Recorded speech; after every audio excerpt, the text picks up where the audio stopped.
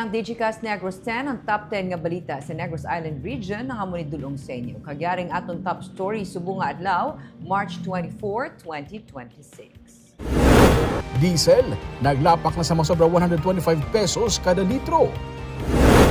Turkish national na sa Puan patay, isa sa mga sospek nakarelasyon sa biktima. 3 katuig nga bata patay matapos aksidente matiruan sang 2 katuig nga bata. May 3,500 ka mga tricycle drivers sa Bacolod City wala makarenew sa business permit. At sa good vibes, pamilya nga nagubaan sang balay bangod sa Baguio Tino, isa sa mga unang benepisyaryo sa Mascara Village. Tinatanan sa Digicast Negros 10.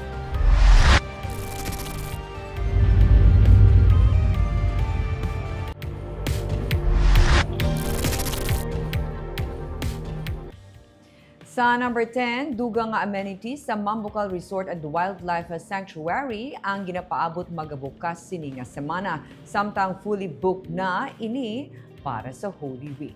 Ginsiling ni Provincial Administrator Efrando Diaz sini nga Huwebes, patigayunon ang blessing sa magabukas nga coffee shop sa Mambucal. Mismo si Governor Eugenio Jose Lacson ang magapangunas sini. Ang Camp Nolan Trail ang natalana man nga pagabuksan. Ginapaabot nga sa mas madali nga panahon masaylo na ang mga endangered species bangod na delay ang construction sa enclosures tuga sa malain nga panahon nga nangin mabudlay sa pagpasulod sang kinahanglanon nga mga materials. Ang waterfalls naman nga trail ang natalana nga inspect sang DILG. Suno kay Diaz, mayara sang bahin sang slope nga nagkaproblema bangod sang slope failure. Ini ang na-stabilize na, pero ini ang ginatinguhaan nga makumpleto na. Mga 100 tub 200 meters sa slope nga natipag. Fully booked ng Mambucal para sa Holy Week. Ini ang isa sa mga ginadugok sa mga bisita sa probinsya. Ang trail supposedly ara na kadto sa Six Falls, no? Ang aton nga problema is between the bridge no? Sa may Puro pakadto sa First Falls. So kung magaling ka sa Six Falls, pwede ka nakakadto sa First Falls. Kumpleto na, no? Railing na lang ang minakumpleto ta. Pero ang aton nga cemented nga pathwalk ara na pwede. So amo na ang aton nga update, no, sa aton nga mga river and waterfalls na trail. Ini-open natin mga bagong amenities sa training. Magamit sa this Holy Week kay sigurado gid. Yes. Tinawaan tagid gani nga matapos ni by March. That's why March 26 blessing na, no? Kasi fully booked na ni ganing Mambucal para Fully sa Holy booked na Week. kita for the Holy Week.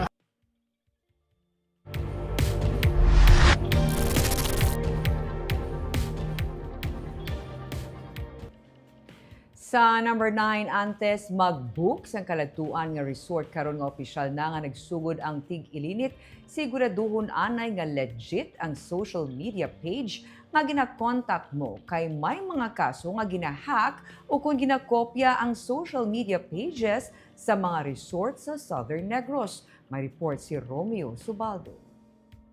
Nagsugod ng tig-ilinit, natapos kag manugtapos na ang klase. Kag manug Semana Santa na next week. Ang iban, ginapili ang magpa-beach basta mo sini nga panahon. Pero antes magbuko kung antes magkadto sa napilian nga resort, i-check kag i-double check kung legitimate ang ginbook nyo nga resort. Sa nagligad nga semana, nagpagwas ang Public Advisory si Palay City Tourism Office nga usisaon gid anay ang Facebook pages nga ginatransaksyonan ninyo. May mga peke nga Facebook pages nga nagapakuno-kuno bilang official page sang resort sa Sipalay City. Pero hindi lang ini sa Sipalay City natabo. Ginhack man gani ang account sang Nabulaw Beach Resort sa Banwa naman sang Inubaan. Nagbaton sang booking sang hacker kag kadamo sa nabiktima. Gani ang ginhimo sang management, nag-ubra sang second account kag ginpa-verify sa Meta. Gani may blue check na ang page. Pero ginapaandaman gid ang mga nagabook nga mga turista sa ila nga hindi pag-entertain na ron ang fake kag hacked account. Abiso naman sa Sipalay Tourism Office sa mga turista, antes magpa-reserve sang rooms o kung mag-send sang bayad, siguraduhon anay nga legit ang page.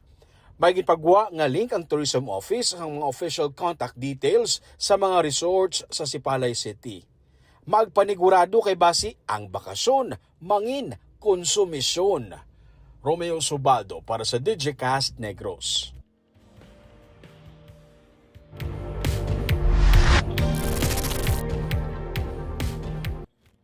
Sa number 8, vendor sa palibot sang BCGC magapabilin samta nagapadayon ang negosasyon. Tagaan sila sang dugang pagid nga oras. Iniapahayag ni Bacolod City Administrator Attorney Mark Steven Mayo may angot sa pagpahalin sa mga permanente nga baligyan sa palibot sa Bacolod City Government Center. Magapabili ng mga vendors sa ilang nga ginatindugan sa karon samta nagapadayon pa ang negosasyon sang syudad sa pamilya Gonzaga nga amo ang donor sang duta nga ginatindugan sang BCGC. Suno kay Mayo, hindi pa sila mapahalin bangod wala pa sang final nga desisyon ang pamilya Gonzaga, kundiin sila isaylo. Ginaistoryahan pa sang syudad kung pila ang inadlaw nga balayran sa mga vendors, hinali magsugot sila nga magsaylo sa isa ka pribado nga duta nga malapit man sa BCGC. Una na nga ginpabutyag sa mga vendors nga 75 tubtub 100 pesos lamang kada adlaw ang ilang nga masarangan para sa rental fee.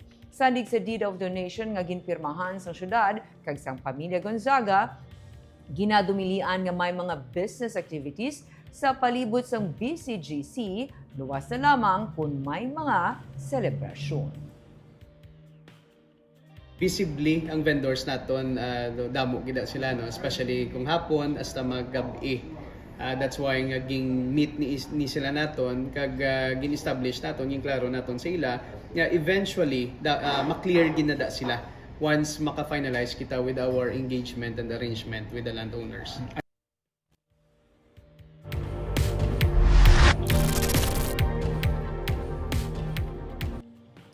Sa number 7, apat ka mga salakyan nagkarambola sa Sipalay City. Nagbinungguanay ang 3 ka mga motor kag isa ka salakyan sa National Highway sa Purok Lubi, Barangay Hill, Montilla sa Sipalay City, Lunes sang hapon, Marso 23. Nagresulta ang pagbungguanay sa pagkasamad sang 16 anyos nga driver sang isa ka motor. May mga gumaman ang imbulbado nga motor kag ang Mitsubishi Expander nga ginamaneho sang 47 anyos nga empleyado sa Kasipalay LGU. Nagwa sa investigasyon nga padulong sa Barangay Hill, Montilla ang 3 ka mga motor sang hana nga mag-overtake ang 16 anyos nga driver sa motor sa isa ka salakyan. Nagabunggo sang motor ang kilid sang Expander nga nagadalagan sa pihak nga lane kag siya ang natumba sa dalan. Ang nagasunod sa iya nga duha ka mga motor nga ginadala sang isa ka menor de edad kag 20 anyos nga lalaki ang nagkalatumba man.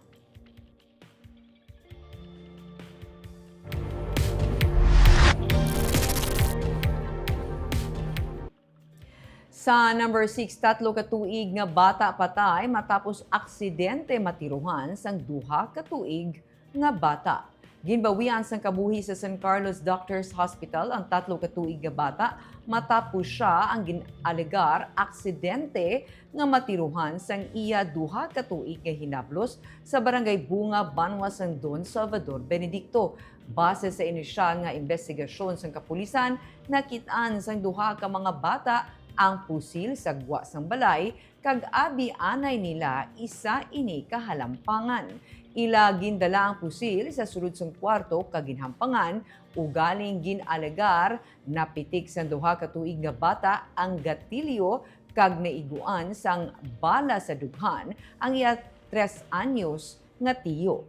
Ginsiling ni Police Major Elendi Rebusquillo, ang hepe ng DSB-PNP, may kabudlayan sila sa pagpatod kung sino ang tag-iya sang homemade nga pusil, bangod wala sang luyag mag-testify, kag wala man sang CCTV sa lugar. Suno sa hepe, ang pamilya ang hindi naluyag magpagamo, kag hindi man sila luyag nga ipaidalom ang bangkay sang biktima sa autopsy, kag is-subject ang duha ka tuig nga bata sa paraffin test. Sa karon ng sarang na lamang ang mahimos ng kapulisan amo ang pagpabaskog sa kampanya batok sa loose firearm agud malikawan na ang kasubong nga insidente.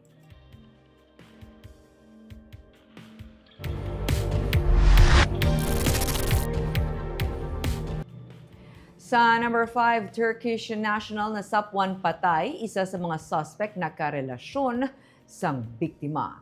Ginkuhaan sang kwarta kag ginlampusan sang kahoy sa ulo ang Turkish national. Rason sang iya kamatayon sa sitio Mampuso, Barangay Kanlamay sa Banwa sang Ilog. Isa sa duha ka mga suspect amo ang 35 anyos nga babayi nga nakaupod inom sang foreigner antes magluntad ang insidente. Ang babayi anay karelasyon man sang 57 anyos nga biktima. Ang isa pa ka suspect amo ang 34 anyos nga lalaki nga karon amo ang live-in partner sang babayi nga suspect. Ginsiling ni Pulis sa Major Randy Babor ang hepe sang Iloga PNP, gin-ediyahan sang magpartner nga kawatan ang foreign national. Matapos mag-inom-inom ang foreigner kag ang babayi nga suspect samtang nagalakat sa kampo, ila ginhimo ang krimen. Sunod kay Babor, na-file na sa prosecutor's office ang kaso nga robbery with homicide batok sa mag-live-in partner nga karon detained sa Ilog PNP. Nag-coordinate man ang kapulisan sa embassy para sa pagpapauli sang bangkay sang Turkish national bangod wala siya sang pamilya sa Pilipinas.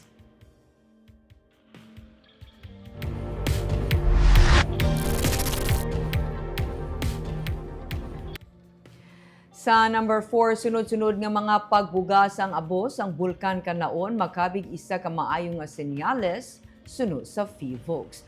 Padayon sa gihapon ang pagbugas ang abos ang bulkan kanaon. Las 3:05 Martes ang kaagahon ang una nga pagbugas ang bulkan kaginsundan ini sini nga udto las 12:33 sa March 24 nga 24-hour monitoring report kung humalin las 12 ang kaagahon sa March 23 tubtub las 12 ang kaagahon sa March 24 may 12 ka beses nga pagbugas ang abo ang na-record kag ini ang nagalawig humalin na 2 minutes tubtub 426 minutes. May 67 naman ka volcanic earthquakes ang na-record kag 18 ka volcanic tremors. Sunod kay Maria Antonia Bornas, ang chief sa Volcano Monitoring and Eruption Prediction Division sa PHIVOLCS. Ang padani activities ng bulkan kanaon kangay sang ash emissions o kung sulfur dioxide flux makabig nga maayo nga sinyales. Patag niya, nagakasayuran nga wala sang may nagasupot nga volcanic gas o kung ka-pressurize nga gas sa system sang bulkan. Sang paglupok sang bulkan kanaon sadtong December 9, 2024, mas makusog o kung matagas pa ang na-record sa mga monitoring parameters sa mga binulan antes sang paglupok kung ipaanggid sa mga na-record nga monitoring parameters karon suno kay Bornas. Dugang pa niya, wala pa sila sa may nakita nga basehan para magpasaka sa Alert Level 3. Ang pagpasaka nila sadtong December 2024 sa Alert Level 3, nakita nila ang impact sadto kag nag-recalibrate na sila. Right now, given the foregoing ng mga moderately exposed eruptions, it's actually a good sign. No? Yung, meron po tayong activities sa summit, whether it's ash emission or medyo mas or sulfur dioxide na close to the running average po. Kasi right now, ang average sulfur dioxide emissions po natin from January 3, 2024 when it started really ramping up is around 2,000 tons per day. So close to the long-term average po yung volcanic gas emissions. So mas okay po yun na medyo mas malapit po doon sa long-term average. So, kasi ibig sabihin, wala po tayong naiipon at napipressurize sa volcanic gas system. No?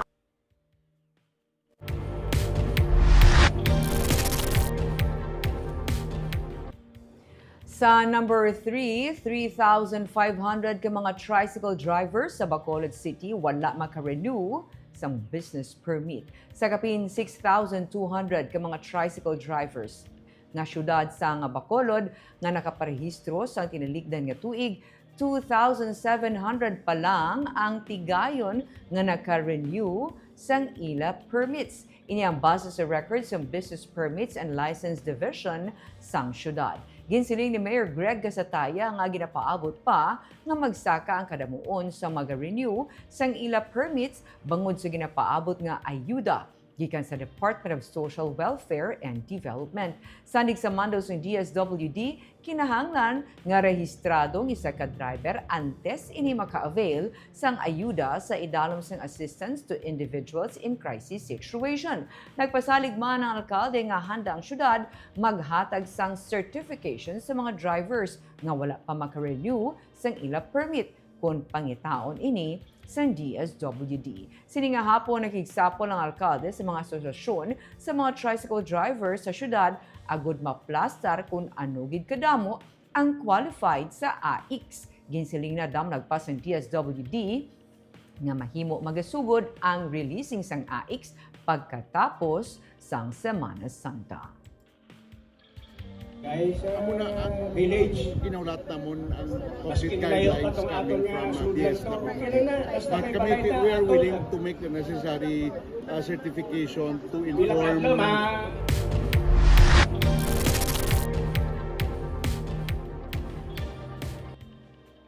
Sa number 2, ginaklaro sang Land Transportation Franchising and Regulatory Board nga mayara sang pagsulundan ang ilang nga talatapan bahin sa releasing sang fuel subsidy para sa mga driver sang pampubliko nga salakyan. Sa tunga sa mga reklamo nga wala sila malakip sa listahan sa mga makabaton, sunod kay Attorney Jerry Liena, ang director sang LTFRB-NIR, dapat na rehistro ang salakyan kag mayara sang prangkisa. Kung wala man sang prangkisa, dapat mayara sang provisional authority. Isa ka unit kag isa ka driver man dapat. May iban sunod kay Liena, duha ang nakalista sa isa ka unit.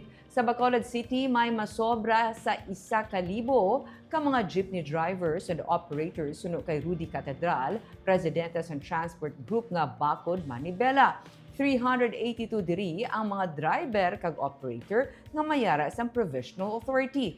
Pero ang nag-qualify sunod sa iya, 242 lamang. Isa siya sa wala na qualify.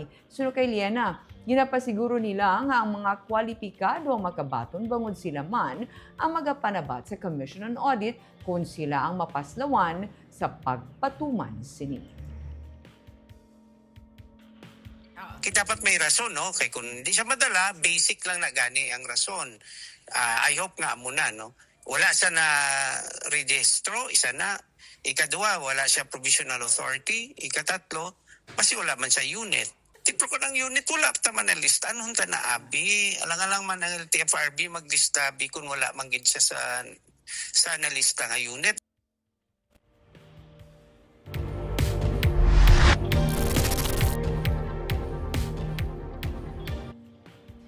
Kag sa number 1, diesel naglapak na sa masobra 120 pesos kada litro. Subong nga adlaw ginpatuman ang halos sa 17 pesos nga dugang pagid nga saka sa kada litro sang diesel kag halos sa 10 pesos naman ang sa gasoline. Gani kung libuto ng mga gas station sa Bacolod nag-range sa 118 pesos tubtub 125 pesos na ang litro sang diesel. Samtang ang gasoline naman, yara sa 93 tubtub 98 pesos ang litro. Ang Department of Energy nagpasalig nga mayara pa sang supply sang diesel ang mga petroleum companies sa Pilipinas para sa 45 o 45 kaadlaw kag supply sang gasoline para sa 53 kaadlaw. Ginakwestiyon karon sang netizens kung nga agrabi kadako sa diferensya sang bilis sang produkto petrolyo sa Pilipinas kung ikumpara sa neighboring countries pareho sang Thailand. Sunod sa kay DOE Secretary Sharon Garin, inibangod may subsidy ang gobyerno sa iban nga pungsod sa pagbakal sang produkto petrolyo. Hindi man makapasilabot ang gobyerno sa presyohan ng isang bilis ang produkto petrolyo bungod sa nga oil deregulation law. Ang kompetisyon na nagadikta sa presyohan ay sang kada kumpanya. Our country kasi, first off, many of these countries have subsidies, no? Sabihin, parang siya-subsidize nila yung presyo.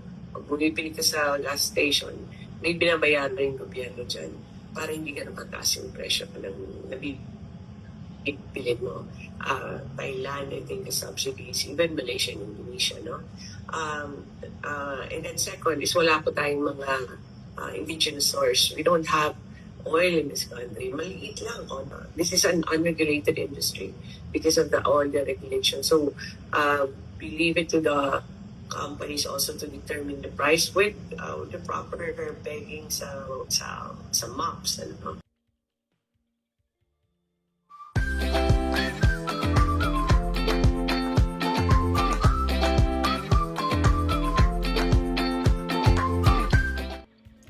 Sa Good Vibes, isa ka pamilya nga nagub-an sang balay bangod sang Baguio Tino ang isa sa mga unang nga benepisyaryo sa Mascara Village sa Bacolod City. Para sa isa ka Iloy nga may 5 ka kabataan, isa ini ka dream come true. May report si Richard Caballero.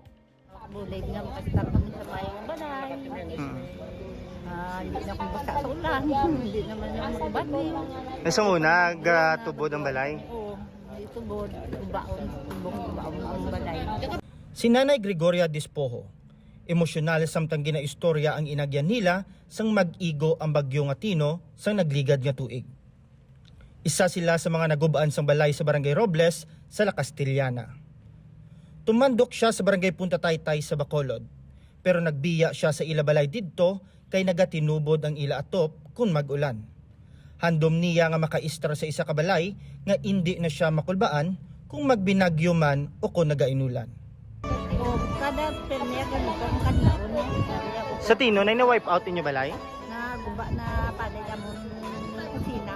Kami yan nag-anuay kami na baklip kay nagba ng balay. Puro kami apikton ara sa Banwa La Castellana ang baka. Pero natuklabin nyo asin. Oo, na paday ng Din ka mga barangay? Barangay Robles. Ang anak ni Nanay Gregoria nga si James, isa ka OFW sa Thailand. Ang isa sa 104 ka mga pamilya nga naka-avail sa balay diri sa may Mascara Village sa Barangay Sumag sa Bacolod City. Ang village nga ginpatukod sang National Housing Authority para sa mga government employees kag OFWs. Nagatulo ang luha ni Nanay Gregoria sang iya madumduman ang kahimtangan sang iya ginaistaran sang una. Bata kung naka-tungod sa mas kabayo, nakapunod. Napasalamat ka doon na kanan sa Ginoo na nakabaka sila sa balay na uli. Sang napatay na ang iya bana, gintingwaan ni Nanay Gregoria nga mapatapos eskwela ang iya mga kabataan. Sa 5 niya ka mga bata, 4 na ang nakatapos sa pag-eskwela. Tapos ang napatay ka, away pang kagawin mga bata ko rin. Nagkaman din namin makatla, panabulay sila ng sila para makatapos sila sa eskwela. Bali ano gidang source of income mo sang eskwela sila yan? Waya mo lang na baligya. Baligya sang? Sa mga karagutong eskwelahan, lalo itong barbisyo, gamo na. Bisan ano lang? Basta may baligya lang. Bataan na. Gabaligya ka sa mga kantin sa eskwelahan? Hindi sa libod yan lang. Libod lang? Libod sa mga bata ko, mga baligya. Ang atop kag payag-payag nga nagatubod sang una, ginbayluhan na sang isa ka sementado nga 2-story nga balay. Natuma na ang handom ni Nanay Gregoria kag malayo na sa disgrasya. 1.9 tubtob 2.2 million pesos ang balor sang kada unit kag sarang ini nga ma-avail sa mga OFW kag government employees paagi sa Pag-ibig Fund kag pwede man in-house sa NHA. Ang tagsa ka 2-story unit may kalaparon nga 80 square meters. May 2 ka kwarto kag 2 ka CR. On the part of government employees, would you encourage them na mag-consider sitting na program under the National Housing Authority? So, parapot kita to, no, aton na may empleyado sa ospital, as well as other government officials, empleyado. Mga basically because foremost pinag-intention is para sa government employees as well as those na wala Sa 500 ka units nga nagatindog sa 7.3 hectares nga village, may ara na sang 104 ka mga homeowners.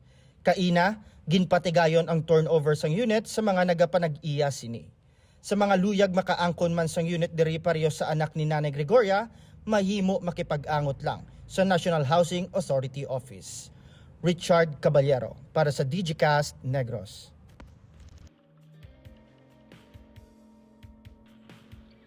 Kita nag-shoutout sa ating mga live viewers sa Search Village community again. Hello everyone, here we are again. Can we please have a shout out to our beloved ambassadors of our Search Village kay Facoma daw. Facoma and Himoy Villages and the Bonifacio Global City Ambassador. Kay Lindo Sunyo, hamba niya maayong hapon Negros. Miss Jocelyn Loquero, maayong hapon Digicast team, watching live from Hong Kong. Of course, kay John Randolph Rubin, hamba niya, good afternoon and thanks for the updated news, Digicast Negros. Of course, hi kay Sir Nene Grande, at ginisukay si Sir Nene Grande. And kay Ian Himay Divinagracia. Ngayong hapon, Negros Island, watching here from Public Employment Services Office sang La Carlota City. Hi sa taga-Peso Office. Taga-Peso sang La Carlota. Gloria Bantigue, good afternoon. Digicast NIR, kag Ma'am Barbara Mijares watching from Pulupandan. Miss Jessery Garucha Hevero, maayong hapon Digicast Negros, watching from Saraet. Please shout out kay Toto Sean Andre. Hi Toto Sean Andre. God bless everyone.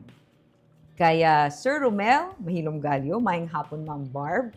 Josa Robles Delgado, good evening Negrosanon, watching from Japan. Kagamayatong top 10 stories of the day, tubtubwas. Ako si Barbara Mijares, maayong gabi.